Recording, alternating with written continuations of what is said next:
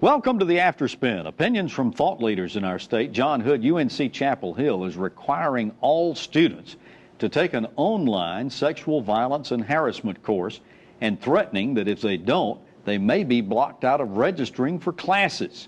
Now, the action is a result of 5 women requesting the federal government investigate what they call an atmosphere of sexual violence at UNC. What do you think of the requirement, and what impact is it going to have? Well, I think the requirement's not really a problem. I think that students should always be informed of how to conduct themselves on campus and should have been doing that all along. I don't know exactly the content of this particular course or whatever it is, and that's what concerns me. This issue has become overly politicized, false claims made all the time and treated as fact.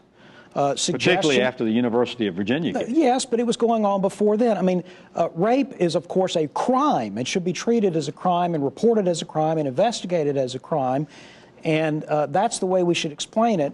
And we should, as we are explaining that, we should also explain that men and women on campus underage, going to parties and getting drunk is never a good idea anyway. So take care of yourself, protect yourself, and treat your fellow students with respect is a very reasonable message to send. I just hope it doesn't get tangled up with this weird campus politics.